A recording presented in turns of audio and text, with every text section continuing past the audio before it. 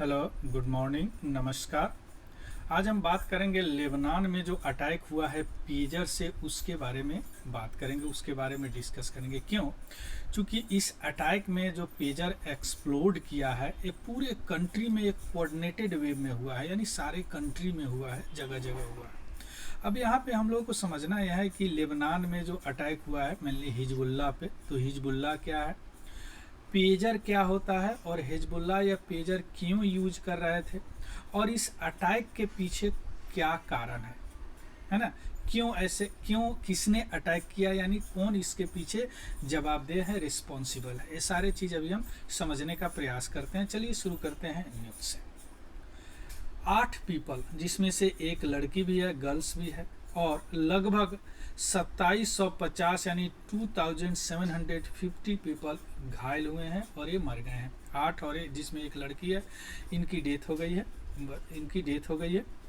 और 200 से, जिसमें से एक घायल है, इसमें से 200 पीपल जो हैं जो क्रिटिकली है, यानी सीरियस वे में है। क्यों? क्योंकि पेजर जो यूज्ड करते थे हिजबुल्लाह, वह अचानक विस्फोट हो गया पूरे कंट्री में, है ना? और एक कोऑर्डिनेटेड अटैक लग रहा है कि ये विस्फोट हुआ, उसके बाद ये, इसके बाद ये कब हुआ? 17 सितंबर 2024 को। यही पेजर है, इसी को पेजर बोलते हैं। इस तरह विस्फोट हुआ। क्लियर? या कहाँ पे हुआ? ये लेबनान में हुआ। देखिए, ये रहा लेबनान, बेरूट इनके, ये रहा लेबनान, ये रहा सीरिया, और यहाँ पे इजराइल, हमास भाई साहब है लोग, है ना? यहीं पे है गाजा, और ये सऊदी अरबिया, ईरान।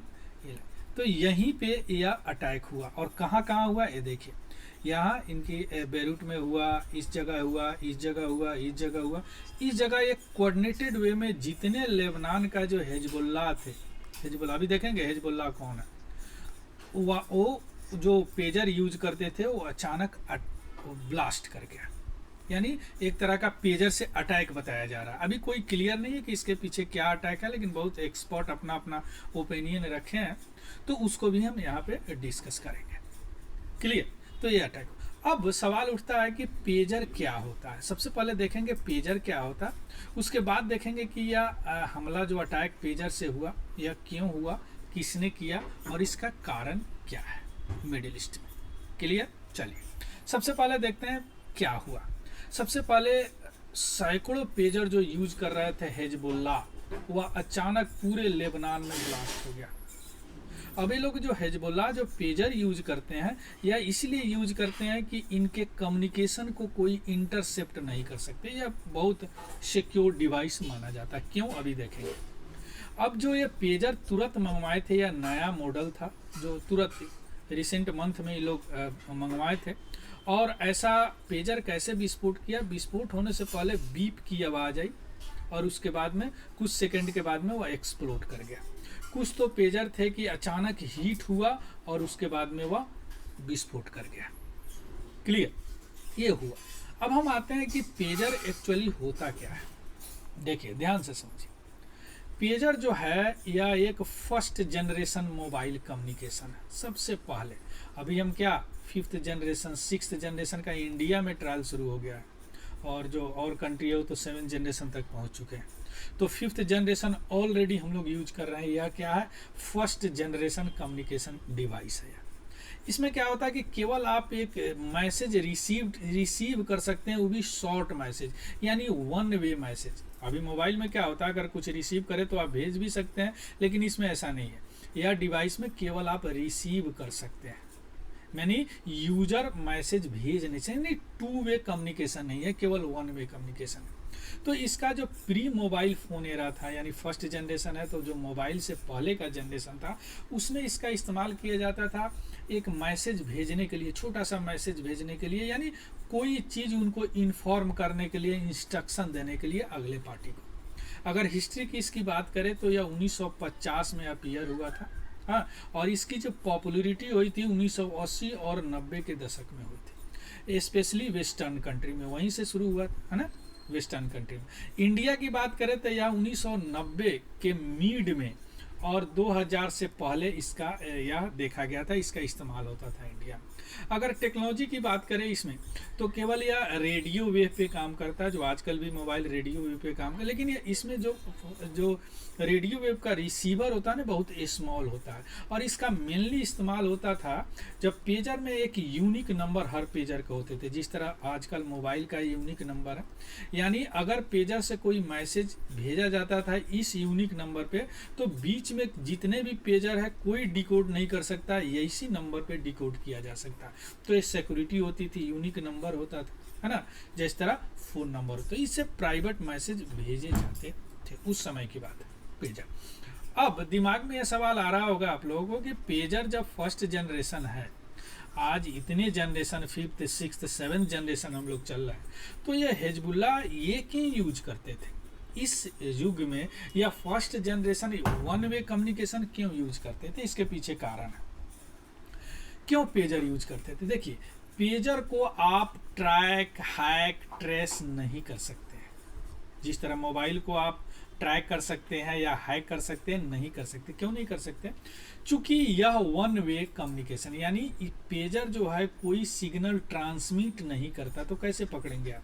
हम लोगों का मोबाइल क्या है, सिग्नल ट्रांसमिट करते रहता है, या पेजर केवल रिसीव करता है, सिग्नल ट्रांसमिट ही नहीं करेगा। इसके अलावा अगर रेडियो वेव की बात करें, तो इसका रेडियो वेव जो पेजर में यूज होता है वह वाइड स्प्रेड होता है, यानी उसका जो वेवलेंथ होता है, फ्रीक्वेंसी होता है, वैसा होता है कि वाइड एरिया में वह रीच पहुंचाए, जहां मोबाइल नेटवर्क नहीं जा सकता है। तो पेजर का रिमोट जगह में इस्तेमाल करते हैं, तभी तो हिजबुल्लाह मिलिटेंट वगैरह नॉर्मली इस्तेमाल करते हैं इसका। दूसरी बात कि यह एक बार चार्ज कर लीजिए तो महीनों महीनों चलता है, तो उनका किसी ऑपरेशन में काम आता होगा। टेक्निकल सिंप्लिसिटी है, टेक्निकल ज़्यादा नहीं है उसमें, मिनिमल कंपोनेंट है, बहुत कम इलेक्ट्रॉनिक कंपोनेंट है उसमें। और सिक्योरिटी तो अभी देखें हैं कि वह किसी भी तरह के हैकिंग मेथड से हैक नहीं किया जा सकता। मोबाइल हैक किया जा सकता है, ट्रेस किया जा सकता है, ट्रैक किया जा सकता है, जबकि यह नहीं किया जाता। इसीलिए हिजबुल्लाह इसका इस्तेमाल करते थे। है बात समझ में? चलिए अब आते हैं मेन पॉइंट पे कि इसका एक्सप्लोजन क्यों हुआ या विस्फोट क्यों हुआ। देखिए, इसमें लिथियम आयन बैटरी यूज करते हैं। लिथियम बैटरी जो ओवर हीटिंग हो सकता है, और बैटरी एक बार अगर जो लिथियम आयन बैटरी हीट जो होगा वह 590 डिग्री सेंटीग्रेड तक जा सकता है। क्लियर? हालांकि अभी तक अनक्लियर मैकेनिज्म है इसका, यानी कॉज इसका अभी भी अनसर्टेन है कि कैसे फटा। लेकिन अभी तक बताया जा रहा है कि लिथियम आयन बैटरी को ओवर हीट होने के कारण यह फटा। एग्जैक्टली अभी पता नहीं है कि इसके विस्फोट का क्या कारण है, लेकिन उसमें तो मिनिमल केवल लिथियम आयन बैटरी होता है, और तुरंत हिजबुल्लाह बाहर से मंगाए थे। तो हो सकता है कि जहां से या सप्लाई चेन में ही कोई कुछ ऐसा किया हो कि वह विस्फोट हो रहा। क्लियर? अब हम आते हैं कि कौन है रिस्पॉन्सिबल इस अटैक के लिए। तो सबसे पहले इजराइल की बात आती है। इजराइल इन्वॉल्वमेंट को सस्पेक्ट किया जा रहा है। क्यों? इसका कारण क्या है कि अटैक जिस दिन हुआ, यानी वो पेजर फटा, उससे एक दिन पहले इजरायली लीडर बोले हुए थे कि अब हम हिजबुल्लाह के खिलाफ जो अटैक है उसको इंटेंसिफाई करेंगे, यानी और तेज करेंगे। उसके अगले दिन पेजर फटने लगा। इसके अलावा जो लेबनीज प्राइम मिनिस्टर हैं, उनका रिएक्शन भी आया है। जो नाजिब मुकाटी है, वो भी ब्लेम कर रहे हैं इजराइल पे, और बोल रहे हैं कि यह क्रिमिनल इजरायली एग्रेशन है, यानी इजरायली का यह एग्रेशन है जो कि उन्होंने लेबनान के सॉवरेनिटी को वायलेट किया है। क्लियर? अगर हिजबुल्लाह के पर्सपेक्टिव से देखें, अभी हम देखेंगे हिजबुल्लाह कौन है, उनके व्यू से देखें, तो हिजबुल्लाह को ऐसा विश्वास है कि हिजबुल्लाह सोर्स ऐसे सजेस्ट करते हैं कि कुछ दिन पहले हिजबुल्लाह जो है अटैक किया था इजरायली डिफेंस ऑफिशियल पर। तो हो सकता है कि इसका रिटेलिएशन, इसका बदला लिया गया हो इजराइल के द्वारा। ऐसा रिवील्ड इजरायली सीन बेट सिक्योरिटी एजेंसी द्वारा भी किया गया है। क्लियर? अब हम आते हैं कि इजराइल और हिजबुल्लाह का कन्फ्लिक्ट क्यों इतना हीटिंग हो गया, क्यों इतना बढ़ गया। देखिए, सबसे पहले आप देखिए जो रिसेंट टेंशन है उसका ओरिजिन की बात करते हैं। इसका ओरिजिन जा रहा है 8 अक्टूबर 2023, यही वही दिन है जिस दिन से इजराइल और गाजा का युद्ध शुरू हुआ। और उस समय जब इजराइल गाजा का जो हमास है फायर कर रहे थे, उस समय हिजबुल्लाह भी फायर कर रहा था साथ साथ इजराइल पे। तो हिजबुल्लाह का जो ऑब्जेक्टिव क्या है हिजबुल्लाह का, वह बोलते हैं कि इजरायली को वह सपोर्ट करते हैं, वह सॉरी जो भी फिलिस्तीन है उनको सपोर्ट करते हैं, वह यानी उनके साथ सॉलिडरिटी दिखाते हैं शुरू से। इसके अलावा ईरान का भी इन्फ्लुएंस है उन पर, चूँकि जो भी हिजबुल्लाह मिलिटेंट है वह जो ईरान बैक्ड मिलिटेंट है वो पूरे रीजन में, अभी देखेंगे कितने बैक्ड मिलिटेंट है। अब उसमें हिजबुल्लाह को ऐसा माना जाता है कि वह सबसे पावरफुल नेटवर्क है उनका मिलिटेंट ग्रुप का। अगर इजरायली कंसर्न की बात करें तो इजराइल सोचते हैं कि हिजबुल्लाह जो है एक उस रीजन में एक मेजर थ्रेट है। क्यों? चूँकि उनका मिलिट्री कैपेबिलिटी दिन पर दिन बढ़ते जा रहा है, उनके पास मिसाइल आर्सेनल भी है, और वह धीरे धीरे सीरिया के इन्फ्लुएंस में भी आ रहा है, यानी सीरिया को भी इन्फ्लुएंस कर रहा है ना, वहाँ भी मिलिटेंट ग्रुप चलता है। तो ये हो गया इन दोनों के बीच जो अभी तनाव बढ़ा है उसका कारण हो गया। देखिए ये ईरान है, थोड़ा सा समझिए, ईरान है शिया बहुल देश है। जिस तरह हिंदू में बहुत सारे सेक्ट होते हैं, उसी तरह मुस्लिम में भी मेनली शिया और सुन्नी होते हैं, दोनों आपस में लड़ते रहते हैं ना। तो यह क्या है, एक शिया बहुल राष्ट्र है, क्या बोले, ईरान। और यहाँ पे जो लेबनान में जो हिजबुल्लाह है यह भी शियाट है, ये भी शिया है, क्लियर। इसके अलावे जो यहाँ पे हमास है यह सुन्नी है। यहाँ पे जो यमन में हौथी है ये भी आपको शिया है। तो ये जितने भी ग्रुप है उनको यह फंडिंग देते हैं, हथियार देते हैं। चूँकि ये चाहते हैं कि मिडिल ईस्ट में इनका प्रभाव बना रहा है। चूँकि अभी सऊदी अरबिया तो न्यूट्रल है, वो वेस्टर्न में आ जाता है कई बार, वेस्टर्न इन्फ्लुएंस में, यानी चूँकि वह डेवलप करना चाहता है अपने देश को। और इनका मेन मकसद क्या है कि वेस्टर्न इन्फ्लुएंस, जो भी पश्चिमी देश हैं उनके इन्फ्लुएंस जैसे आपको यूएसए नहीं होना चाहिए। अब आपको अब दिमाग में आ रहा होगा कि यह हमास जो है सुन्नी है, तो यह क्यों सपोर्ट करता है? सपोर्ट इसलिए करता है कि सुन्नी या एंटी वेस्टर्न है, या ये भी यूएसए को पसंद नहीं करते हैं, ये भी यूएसए को पसंद नहीं करते हैं। तो ये लोग ग्रुप बना लिए, जैसे अब सीरिया में आतंकवादी हो गया, इराक में भी मिलिटेंट ग्रुप है, लेबनान में मिलिटेंट ग्रुप है। इन सबको यह फंडिंग देते हैं, इन्फ्लुएंस करते हैं, पैसा देते हैं और नए नए हथियार देते हैं, है ना।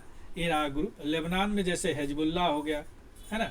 इसके अलावा गाजा में हमास हो गया, यमन में हौथी हो गया, इराक में ये सारे ग्रुप हो गए। ये सब को ये क्या करते हैं, पैसे देते हैं, फंडिंग देते हैं, क्लियर। अब हम आते हैं कि हिजबुल्लाह क्या है। हिजबुल्लाह का मतलब होता है पार्टी ऑफ गॉड, गॉड का पार्टी। एक the centre for strategic international studies CSIS के अनुसार हिजबुल्लाह जो अभी विश्व में सबसे बड़ा नॉन स्टेट एक्टर है, यानी स्टेट से रिस्पॉन्सिबल नहीं है उसका, यानी मिलिटेंट ग्रुप है। उसके पास अगर आर्सेनल की बात करें, हथियार की बात करें, तो आर्टिलरी रॉकेट है, बैलिस्टिक मिसाइल है, anti rear, anti tank, anti ship weapon है उसके पास, हिजबुल्लाह के पास। अगर हम बात करें इसके ओरिजिन के और फाउंडिंग की, तो लेबनीज जो सिविल वार हुआ था, जो 1975 से 90 तक चला था, उसमें उस वार में इथनिक और रिलीजियस टेंशन वहाँ पे फील्ड हुआ, वहाँ पे बढ़ा, जिसके कारण जो है इसका यह धीरे धीरे धीरे इमर्ज होना शुरू हुआ। इसके अलावा जो फिलिस्तीनी रिफ्यूजी थे, जो 1948 के बाद जो इजराइल का निर्माण हुआ, जो भागो, ये भी इसमें रिफ्यूजी जो तो इसमें साथ देने लगे इनके, हिजबुल्लाह के, है ना। इसके अलावा इजराइल इन्वेजन जो अभी अब देखे हैं कि इजराइल फोर्स जो है साउदर्न लेबनान को 1978 और 1982, 1978 और 1988 में आक्रमण किया, जिसके कारण जो फिलिस्तीनियन गुरिल्ला थे वह एक्सपेल हुए, वहाँ से भागे, और वो सारे मिल के इसको निर्माण किए। इसके अलावा ईरानियन इन्फ्लुएंस भी बोल सकते हैं, क्योंकि उस समय साथ ही साथ 1979 में ईरानियन रिवॉल्यूशन हो रहा था, जो एक धार्मिक रिवॉल्यूशन था, मुस्लिम को सुप्रीम यानी इस्लाम को सुप्रीम बनाने का। यह भी इंस्पायर्ड किया हिजबुल्लाह को बनाने में, हिजबुल्लाह ग्रुप को बनाने में, है ना। जो ईरान का इस्लामिक रिवोल्यूशनरी गार्ड कॉर्प्स है IRGS, वह भी सपोर्ट इसको करे, फाइनेंशियल बैंकिंग और ट्रेनिंग वगैरह, बैंकिंग पैसा दिए और ट्रेनिंग दिए। अब इस सब कारण से यह हिजबुल्लाह का निर्माण हुआ। सिविल वार भी कारण है उसका, इजराइल का इन्वेजन भी कारण है, और ईरान का इन्फ्लुएंस भी कारण, इस सब को मिला के एक मिलिटेंट ग्रुप हिजबुल्लाह का निर्माण हुआ। इसके अलावा अगर आइडियोलॉजी की बात करेंगे और अलायंस की बात करेंगे, तो जो हिजबुल्लाह है हमेशा से इजराइल को वह अपोज किया है, वह विरोध किया है, और वेस्ट को साथ ही साथ, अमेरिकन ग्रुप को, यानी इजराइल के एग्जिस्टेंस को वह अपोज किया। वह इजराइल को जब से बना इजराइल अपोज किया, और वेस्टर्न इन्फ्लुएंस जो मिडिल ईस्ट में है उसको भी वह अपोज किया। इसके अलावा अगर बात करेंगे रोल ऑफ सीरिया की, तो यह ग्रुप जो है सपोर्ट करता था प्रेसिडेंट बशर अल असाद जो सीरिया में थे, जो कि अलाइनिंग थे किससे, ईरान और रसिया से, सीरिया सिविल वार में, सीरिया में भी सिविल वार हुआ था। अगर पॉलिटिकल इन्वॉल्वमेंट की बात करेंगे हिजबुल्लाह को, तो हिजबुल्लाह का लेबनाजीज में पॉलिटिकल इन्फ्लुएंस भी है, क्योंकि हिजबुल्लाह जो है जो लेबनान के पॉलिटिक्स में मिड 2000 से एक्टिव है, और अभी लेबनान के 138 मेंबर पार्लियामेंट में है, उसमें से 13 सीट इनका है, तो एक सिग्निफिकेंट रोल है इनका गवर्नमेंट में भी। इसके अलावा पब्लिक जो विरोध भी, इनको डिसकंटेंट, असंतोष भी है कि इनके इन्फ्लुएंस के बावजूद भी बहुत प्रोटेस्ट होते हैं लेबनान में हिजबुल्लाह के खिलाफ। क्यों? क्योंकि इकोनॉमिक कंडीशन लेबनान का धीरे धीरे बहुत ख़राब होगा, बेरोजगारी है, गवर्नमेंट पे कर्जा है, गरीबी है। क्लियर? सो हो गया या लेबनान पेजर अटैक, अभी हम समझ लिए, इसमें बहुत सारे चीज़ हम लोग देखे, हिजबुल्लाह का ओरिजिन देखे, इसके अलावा ईरान का इन्फ्लुएंस देखे, इजराइल को देखे, पेजर क्या है देखे, क्यों यूज करते हैं देखे, ये सारी चीज़ अभी हम देख लिए, है ना। इसका PDF हमारे टेलीग्राम चैनल है तिवारी जनरल स्टडी, वहाँ से मिल जाएगा, वहाँ से देख लीजिएगा, उसको भी ज्वाइन कर लेंगे। अगर इन्फॉर्मेटिव लगा तो प्लीज़ लाइक शेयर सब्सक्राइब जरूर करेंगे। कोई डाउट हो तो कमेंट सेक्शन में जरूर लिखेंगे। So thank you, have a good day and happy learning. Thank you.